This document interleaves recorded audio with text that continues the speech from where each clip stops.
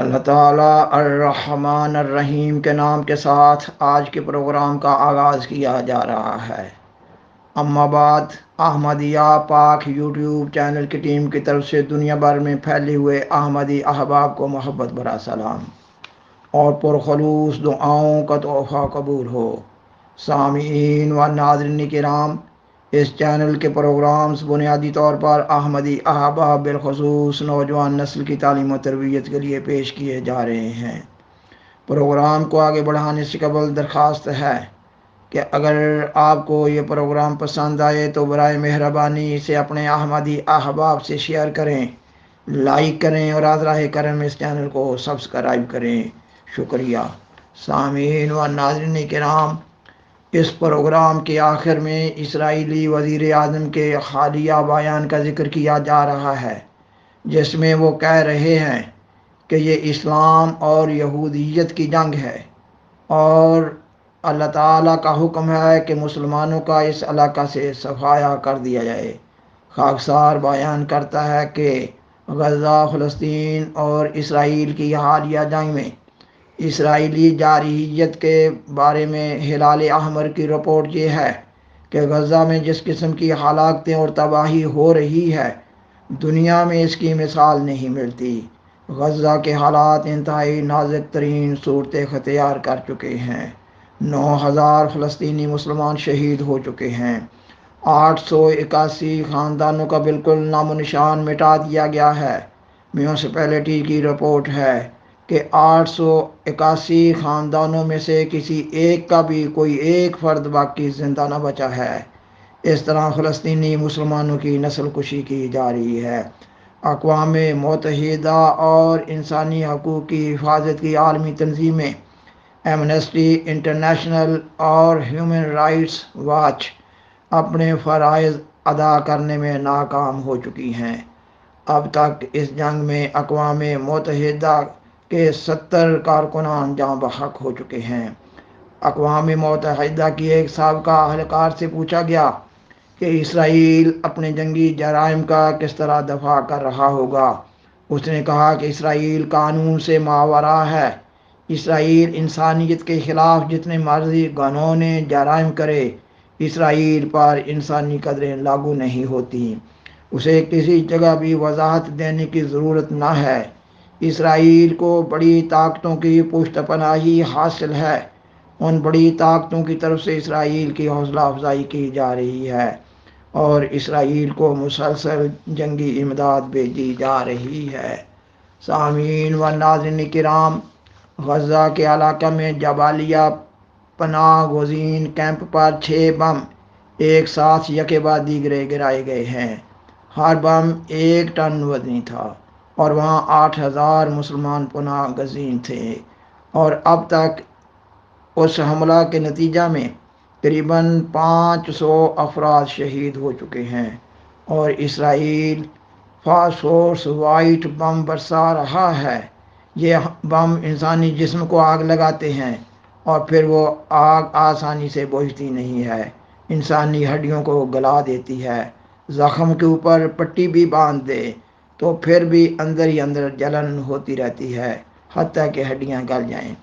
ایسے بم امریکہ نے فلوجہ پر برسائے تھے، اور یا پھر اب اسرائیل فلسطینیوں پر برسا رہا ہے۔ معلوم ہوتا ہے کہ ان بموں کا تجربہ کیا جا رہا ہے، اور سب سے زیادہ ناقابل برداشت تکلیف اور دکھ یہ ہے کہ زخمیوں اور مریضوں کے آپریشن بغیر بے ہوش کرنے والی دوا کے اور بغیر سن کرنے والی دوا کے کیے جا رہے ہیں۔ میڈیکل سٹاف کا کہنا ہے کہ ان مصائب و شدائد پر ان کے دل دہل رہے ہیں اور جسم کپ کپا رہے ہیں، اور پھر یہ بھی دیکھا گیا ہے کہ اسرائیلی فوجی فلسطینی مردوں کی نعشوں کو اور زخمیوں کو ایک ہی ڈھیر پر صفاقانہ انداز میں پھینکتے چلے جا رہے ہیں، اور یہ بھی دیکھا گیا ہے کہ اسرائیلی فوجی مرد و زن بڑی خوشی کے ساتھ ناچ گانے کی محفلیں سجائے ہوئے ہیں، اور اسرائیلی ماں باپ اپنے بچوں کے ساتھ گیمز میں ایک دوسرے کو فلسطینی مسلمانوں کو مارنے کا ٹارگٹ دے رہے ہوتے ہیں۔ حالات سے معلوم ہو رہا ہے کہ اسرائیل نے بڑی طاقتوں کی مدد سے فلسطینی مسلمانوں بالخصوص غزہ کے مسلمانوں کا صفایا کرنے کی منصوبہ بندی کر رکھی ہے۔ اسرائیل اپنے علاقہ کو وسعت دینا چاہتا ہے اور وہ اس کے لیے غزہ کے مسلمانوں کا صفایا کرے گا تو تب وہ علاقہ خالی ہوگا۔ مغربی ممالک میں عوام الناس احتجاجی مظاہرے کر رہے ہیں مگر حکومتوں پر اس کا کوئی اثر نہیں ہو رہا۔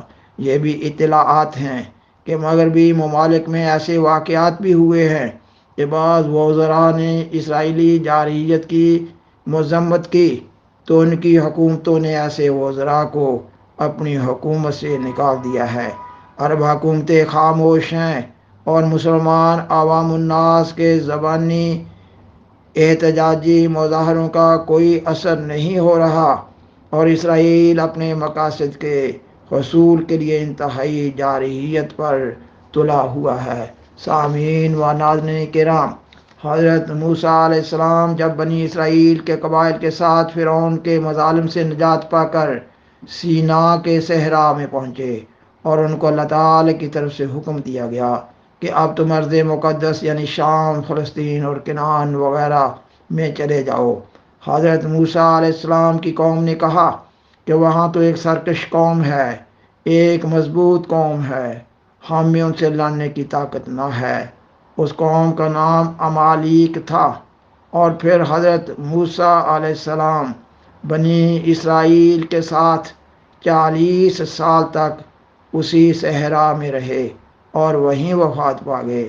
حضرت موسیٰ علیہ السلام کی وفات کا زمانہ 1451 سال قبل مسیح کا ہے۔ حضرت موسیٰ علیہ السلام کی وفات کے ایک زمانہ کے بعد بنی اسرائیل کے ایک نبی حضرت سموئیل علیہ السلام نے بنی اسرائیل پر ساؤل کو بادشاہ مقرر کیا اور اسے ہدایت کی یہ کہ قوم عمالیق نے بنی اسرائیل کو ارض مقدس میں داخل نہ ہونے دیا تھا، اب تو ایک لشکر کے ساتھ جا اور ان سب کو ہلاک کر دے۔